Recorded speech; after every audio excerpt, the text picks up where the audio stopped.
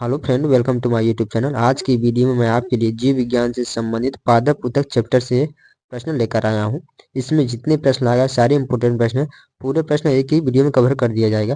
Plant tissue से संबंधित प्रश्न है। ठीक है दोस्तों, इसमें सभी प्रश्न आए गए हैं। इसमें जीके एमसीक्यू की है और बहुत ही इंपॉर्टेंट है आपके सभी परीक्षाओं के लिए, जिसमें जीव विज्ञान से संबंधित प्रश्न पूछे जाते हैं। ठीक है दोस्तों, तो चलिए दोस्तों स्टार्ट करते हैं सीधे प्रश्न पर। यहाँ पर आपका पहला प्रश्न दिया गया है, वह ऊतक जो द्वितीयक वृद्धि के लिए उत्तरदायी होता है। फटाफट कमेंट कीजिए यदि क्वेश्चन का आंसर पता हो तो इस प्रश्न का राइट आंसर हो जाएगा कैम्बियम। ठीक है दोस्तों, राइट आंसर सी हो जाएगा कैम्बियम। कैम्बियम के द्वारा ही द्वितीयक वृद्धि होती है। ठीक है, option number C correct answer है। फ्रेंड चलिए इसके इंपॉर्टेंट पॉइंट देख लेते हैं, जिससे आपको प्रश्न समझ में आ जाएगा। ठीक है, चलिए यहाँ पर दिया गया है आपको, पौधों में द्वितीयक वृद्धि के लिए पार्श्व में स्टेम ऊतक जिम्मेदार होता है। ठीक है, इस वृद्धि में तने और जड़ की मोटाई बढ़ती है। सनवहनी कैम्बियम और कार्क कैम्बियम को द्वितीयक मेरिस्टेम भी कहा जाता है। पार्श्व मेरिस्टेम से उत्पन्न द्वितीयक वृद्धि से पौधे की जड़ या तने की परिधि बढ़ती है, लेकिन उसकी लंबाई नहीं बढ़ती। ठीक है दोस्तों, आप इन सभी पॉइंटों को याद रखिए, वेरी वेरी इंपॉर्टेंट है आपकी परीक्षाओं के लिए। ठीक है दोस्तों, फ्रेंड मैं इंपॉर्टेंट पॉइंट इस लेकर आया हूँ जिससे आपको प्रश्न समझ में आ जाए। ठीक है, चलिए नेक्स्ट, व्यापारिक कार्क किससे प्राप्त होती है बताइए। व्यापारिक कार्क किससे प्राप्त होती है? राइट आंसर हो जाएगा कार्क कैम्बियम से। ठीक है दोस्तों, option number C correct answer हो जाएगा। ठीक है, ध्यान दीजिए। चलिए इसके भी इंपोर्टेंट पॉइंट देख लेते हैं। व्यापारिक कार्क दक्षिणी पश्चिमी यूरोप और उत्तरी पश्चिमी अमेरिका में पाए जाने वाले ओक वृक्ष क्यूरकस सुबर से प्राप्त होती है। ठीक है दोस्तों, इस वृक्ष की उम्र 15 से 20 साल होने के बाद इसके कार्क को हटा दिया जाता है। इसके बाद नीचे स्थित फेलोडर्म की कोशिकाओं में मृत हो जाती है और कॉर्टेक्स की कोशिकाओं में एक नई कार्क कैम्बियम बनती है, जो फिर से नया कार्क बनाती है। ठीक है दोस्तों, तो आप ध्यान दीजिएगा, वेरी वेरी इंपॉर्टेंट है। ये प्रश्न पूछा जाता है अक्सर करके, तो आपको पता नहीं चलता कि ये प्रश्न कहाँ से आया, मैं तो पढ़ा ही नहीं हूँ। तो आप इस वीडियो को जरूर ध्यान से देखिएगा। ठीक है, चलिए नेक्स्ट, पौधे में फ्लोएम का कार्य मुख्यतः क्या होता है बताइए। पौधों में फ्लोएम का कार्य मुख्यतः क्या होता है? ये तो बहुत सिंपल प्रश्न है। तो राइट आंसर हो जाएगा आहार वहन करने के लिए। ठीक है, option number A correct answer. Okay दोस्तों, चलिए नेक्स्ट, नेक्स्ट है, पेड़ पौधों में जाइलम का मुख्य कार्य क्या होता है बताइए। बताइए फ्रेंड फटाफट। तो राइट आंसर हो जाएगा जल वहन करने के लिए।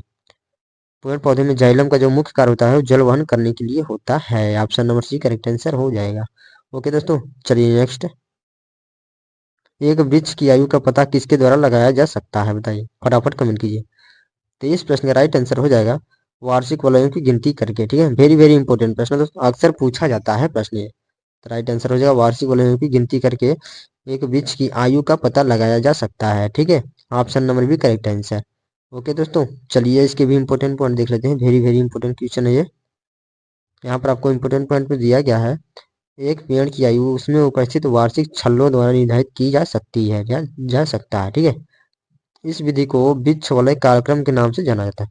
वृक्ष की आयु का पता लगाने के लिए छल्ले की गणना करते हैं। ओके दोस्तों, तो आप इन सभी पॉइंटों को याद रखिएगा, वेरी वेरी इंपॉर्टेंट है।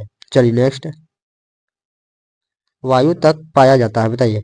वायु तक पाया जाता है किसमें पाया जाता है फ्रेंड बताइए। तो राइट आंसर है हाइड्रोफाइट्स में। और हाइड्रोफाइट्स जो होते हैं वो जलीय पौधे होते हैं। ठीक है, तो यहाँ पर राइट आंसर हो जाएगा ऑप्शन नंबर बी। ध्यान दीजिए, option number B correct answer हो जाएगा। वायु तक जो होता है वो हाइड्रोफाइट्स में पाए जाते हैं। Option number B correct answer. चलिए इसके इंपोर्टेंट पॉइंट देख लेते हैं, आपको प्रश्न समझ में आ जाएगा।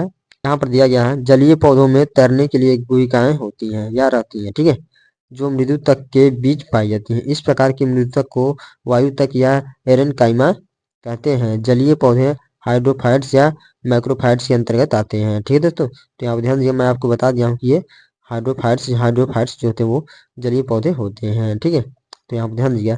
नेक्स्ट है, वायु तक एक स्पंजी ऊतक है। ध्यान दीजिए, वायु तक जो होता है एक स्पंजी ऊतक है, जो कुछ पादपों की पत्तियों, तनों और जड़ों में रिक्त अवकाश या वायु प्रणाल बनाता है, जो शाखा और मूल के मध्य गैसों के आदान प्रदान की अनुमति देता है। ठीक है दोस्तों, आप इन सभी पॉइंटों को याद रखिए, वेरी वेरी इंपॉर्टेंट है आपकी परीक्षा के लिए। ठीक है, चलिए नेक्स्ट, आर्किड पौधों में बेलामेन ऊतक कहाँ पाया जाता है बताइए।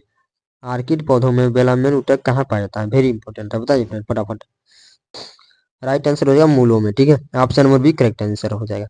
आर्किड पौधे में बेलामेन ऊतक जो होता है वो मूलों में पाया जाता है। ठीक है, तो यहाँ पर ध्यान दीजिएगा, option number B correct answer. ठीक है दोस्तों, चलिए मूलों या जड़ों एक ही चीज है, यहाँ पर ध्यान दीजिएगा, मूलों या जड़ों, ये नहीं कि मतलब मूल का दिया तो आप गलत मार के चले जाते हैं, लेकिन मूलों या जड़ों एक ही होता है। ठीक है, तो चलिए नेक्स्ट आपका इंपोर्टेंट पॉइंट देख लेते हैं।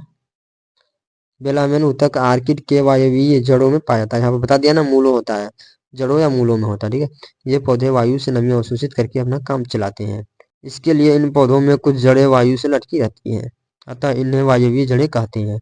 ठीक है दोस्तों, चलिए नेक्स्ट, निम्न में से किसकी सक्रियता के कारण वृद्धि वलय बनती है, बताइए। किसकी सक्रियता के कारण वृद्धि वलय बनती है, वेरी इंपॉर्टेंट है, बताइए फ्रेंड। राइट आंसर है अंतररंभीय एधा की वजह से। ठीक है, अंतररंभीय एधा की वजह से इसी के सक्रिय होने से वृद्धि वलय बनती है। ठीक है, option number 1 correct answer. Okay दोस्तों, ये सभी प्रश्न पूछे गए हैं एग्जाम में। ठीक है, तो यहाँ पर राइट आंसर हो जाएगा ऑप्शन नंबर, अंतररंभीय एधा की वजह से वृद्धि वलय बढ़ती है। ठीक है, तो चलिए नेक्स्ट यहाँ पर इंपोर्टेंट पॉइंट देख लेते हैं आपके।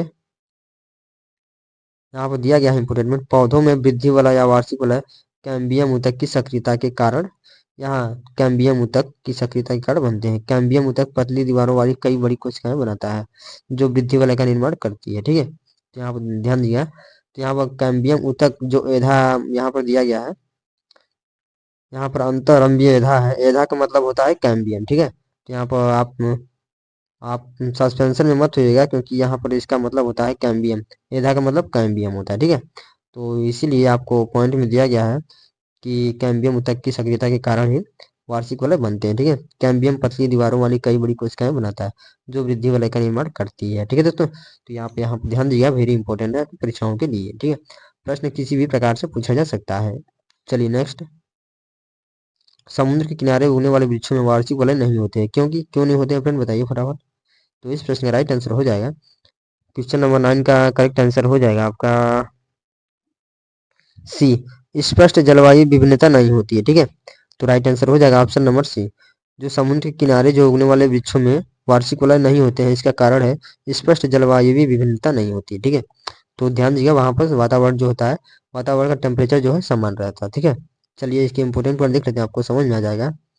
यहाँ पर दिया गया है इंपोर्टेंट पॉइंट में, समुद्र के किनारे उगने वाले वृक्षों में वार्षिक वलय नहीं होते, क्योंकि इन क्षेत्रों में पूरे साल तापमान एक जैसा रहता है, अर्थात तापमान समान रहता है। ठीक है, समुद्र तटीय क्षेत्रों में जलवायु में कोई बदलाव नहीं होता, इसलिए वहाँ वार्षिक वलय स्पष्ट रूप से नहीं बनते हैं। ओके दोस्तों, आपको समझ में आ गया होगा, मुझे उम्मीद है।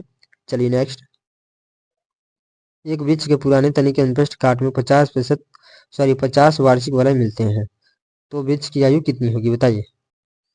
तो इस प्रश्न का राइट आंसर हो जाएगा सी, 50 वर्ष। ठीक है, 50 वार्षिक वलय मिलते हैं तो 50 वर्ष हो जाएगा। ठीक है दोस्तों, तो आप ध्यान दीजिएगा, वेरी इंपॉर्टेंट क्वेश्चन है आपके परीक्षाओं के लिए। तो राइट आंसर हो जाएगा 50 वर्ष। ठीक है, option number C correct answer. Okay दोस्तों, चलिए नेक्स्ट, यदि सन 1985 में एक वृक्ष में एक नई साइन बोर्ड की कील भूमि से 5 फीट की ऊंचाई पर लगाई गई है, सन 1998 में यह कील कितनी ऊंची होगी यदि वृक्ष प्रतिवर्ष 4 इंच लंबाई में बढ़ता है, तो वेरी वेरी इंपॉर्टेंट प्रश्न है, बताइए दोस्तों, ये सब प्रश्न पूछे जा चुके हैं। तो बताइए फटाफट कमेंट बॉक्स में कौन सा आंसर सही होगा, जल्दी बताइए फ्रेंड। तो राइट आंसर हो जाएगा क्वेश्चन नंबर 11 का ऑप्शन नंबर ए। ठीक है, 5 फीट। ठीक है दोस्तों, इसका राइट आंसर हो जाएगा 5 फीट हो जाएगा। तो यहाँ ध्यान दीजिएगा, बहुत ही इंपॉर्टेंट प्रश्न है आपकी परीक्षाओं के लिए। तो यहाँ पर इसका राइट आंसर होगा 5 feet, option number A correct answer. ठीक है, चलिए नेक्स्ट, जलोद्भिद निम्न में से किसकी उपस्थिति के कारण जल पर तैरते हैं, बताइए फ्रेंड। तो राइट आंसर होगा वायु तक की उपस्थिति के कारण। ठीक है, option number A correct answer. ध्यान दीजिएगा, वेरी इंपॉर्टेंट प्रश्न आपके परीक्षाओं के लिए। चलिए इंपॉर्टेंट पॉइंट देख लेते हैं इसके। यहाँ पर इंपॉर्टेंट पॉइंट दिया गया है, जलोद्भिद पौधे वायु विवरों की उपस्थिति के कारण पानी पर तैरते रहते हैं। ठीक है, वायु विवरों में वायु भरी रहती है जिससे पौधे पानी पर तैरते हैं। ठीक है, वायु विवरों में कार्बन डाइऑक्साइड और ऑक्सीजन भरी रहती है, श्वसन के दौरान उत्पन्न कार्बन डाइऑक्साइड वायु विवरों से पानी में घुल जाती है। पौधों में वायु तक होता है जो गैस विनिमय की सुविधा देता है। ठीक है, तो यहाँ पर ध्यान दिया, वेरी वेरी इंपॉर्टेंट प्रश्न है आपकी परीक्षाओं के लिए।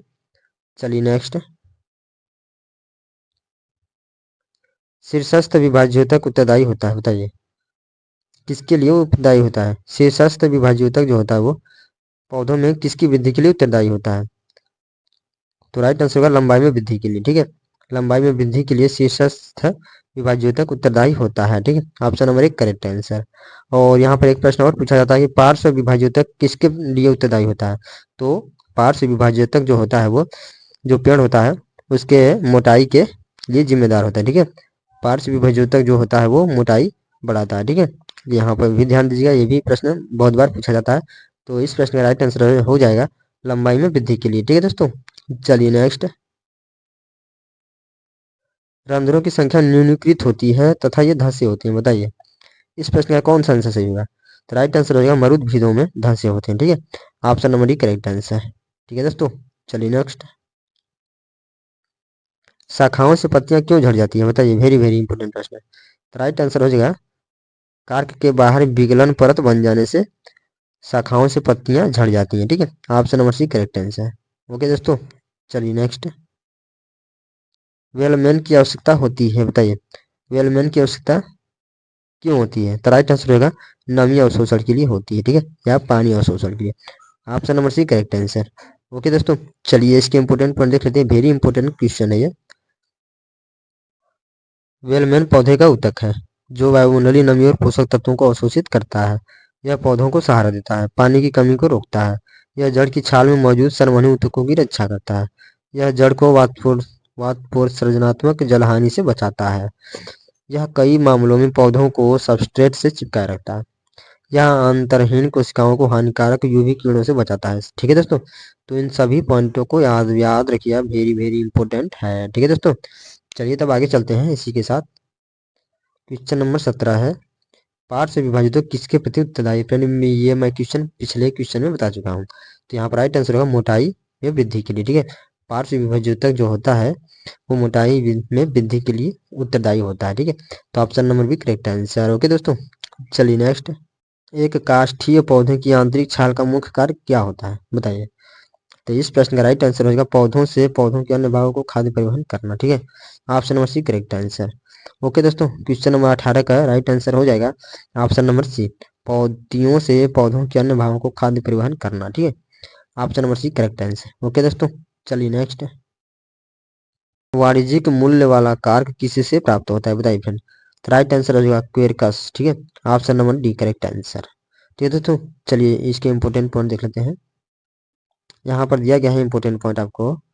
वाणिज्यिक मूल्य वाला कारक क्वेरकस सुबर नाम के पौधे की छाल से प्राप्त होती है। कारक ओक पेड़ मुख्य रूप से भूमध्य सागरीय देशों जैसे स्पेन, पुर्तगाल और इटली में पाया जाता है। कारक ओक पेड़ की छाल को 9 से 12 साल में काटा जाता है। कारक ओक पेड़ की छाल में सुबेरिन नाम का मोमी पदार्थ होता है। ठीक है दोस्तों, तो आप इन पॉइंटों को याद रखिए। चलिए आगे पॉइंट पर चलते हैं। आगे पॉइंट है आपका, कारक ओक पेड़ों की छाल से मौजूद सुबेरिन पानी को ऊतकों में घुसने से रोकता है। कार्क ओक पेड़ों की छाल से प्राप्त कार्क का इस्तेमाल शराब की बोतलों के डाटों, कार्क फर्श और क्रिकेट गेंदों के कोर बनाने में किया जाता है। कार्क ओक पेड़ की छाल से प्राप्त कार्क अपारगम्य, उत्प्लावक, प्रत्यास्थ और अग्निरोधी होता है। कार्क ओक पेड़ की छालों से प्राप्त कार्क एक नवीकरणीय संसाधन और बायोडिग्रेडेबल भी है। ठीक है दोस्तों, तो आप इस पॉइंट को याद रखिएगा, वेरी वेरी इंपॉर्टेंट है ये सभी पॉइंट। आप इस पॉइंट को जरूर याद रखिएगा। अगर आप इसको याद कर लेते हैं तो आपका कोई भी इस चैप्टर से सवाल नहीं छूटेगा दोस्तों। ठीक है, तो आप इस बात को याद रखिएगा, वेरी वेरी इंपॉर्टेंट होगा ये वीडियो। ठीक है, चलिए नेक्स्ट। नेक्स्ट है आपका, निम्नलिखित में से किस एक भारतीय वैज्ञानिक ने पादपों में जल की लंबी दूरी के अभिगमन का सिद्धांत प्रस्तुत किया। तो राइट आंसर होगा जेसी बोस ने। यहाँ पर मैं इसका निशान लगा दिया हूँ पहले। ठीक है, option number 1 correct answer. Okay दोस्तों, तो ध्यान दीजिए दोस्तों, बहुत ही वेरी इंपॉर्टेंट है आपकी परीक्षाओं के लिए। तो फ्रेंड आज की वीडियो में बस इतना है दोस्तों, मिलेंगे अगली वीडियो में ऐसी वीडियो के साथ, तब तक के लिए नमस्कार।